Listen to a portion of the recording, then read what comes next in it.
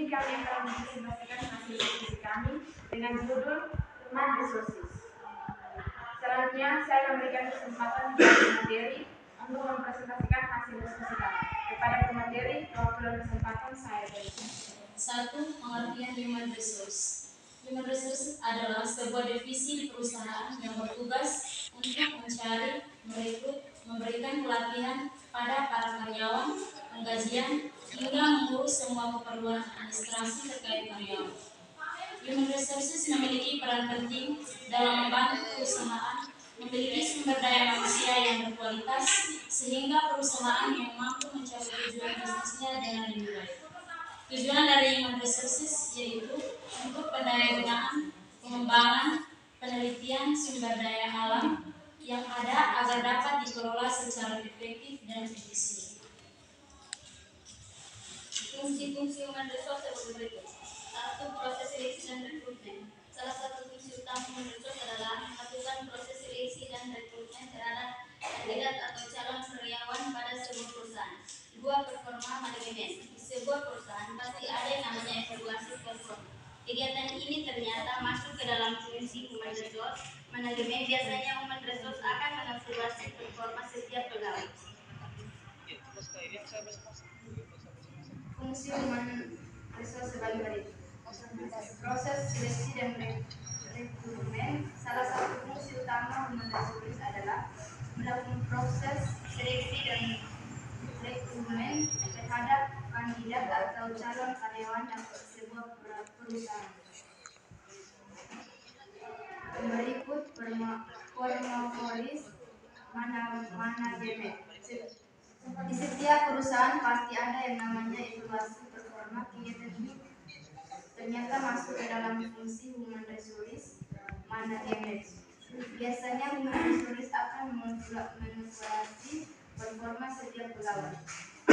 Berikut pengembangan karyawan.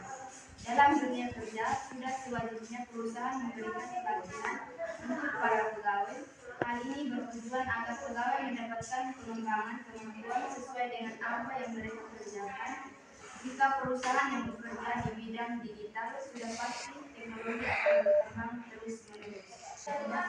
Investasi dan peneliti meliputi tunjangan, asuransi, kesehatan, dan uang makan. 2. Perencanaan kebutuhan manusia atau sumber daya manusia. A. Pengertian perencanaan sumber daya manusia. B. Tujuan perencanaan sumber daya manusia. C. Fungsi perencanaan sumber daya manusia.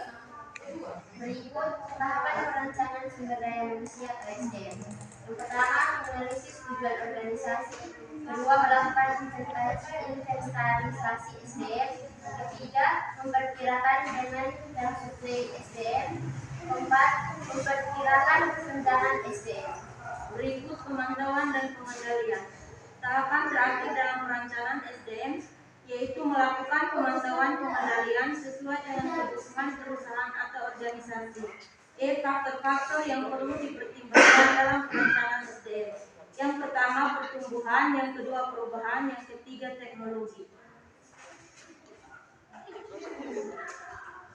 Pengurutan dan pengembangan karyawan. Yang pertama pengertian pelatihan dan pengembangan karyawan. Tujuan pelatihan dan pengembangan karyawan. Yang pertama meningkatkan produktivitas, yang kedua memperbaiki kualitas, yang ketiga mengurangi waktu belajar karyawan, yang keempat meningkatkan retensi karyawan, yang kelima transfer keahlian dan kaderisasi. Jadi manfaat pelatihan dan pengembangan karyawan.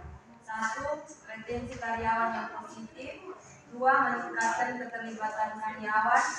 3. Menyiapkan pemimpin-pemimpin di masa depan. 4. Penilaian kinerja dan pembentukan kerja. 1. Pengertian penilaian kinerja. Yang kedua, tujuan penilaian kinerja yaitu 1. Mengetahui keterampilan dan kemampuan pegawai. Yang kedua, sebagai dasar perencanaan bidang kepegawaian, khususnya penyempurnaan kondisi kerja, peningkatan mutu dan hasil kerja. Dan yang ketiga, sebagai dasar pengembangan dan pendayagunaan pegawai seoptimal mungkin. Yang berikut manfaat penilaian kinerja. Yang pertama, memberikan informasi tentang hasil yang diinginkan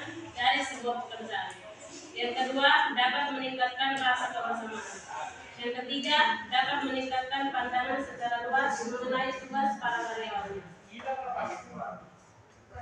Yang berikut pengertian kompensasi tenaga kerja.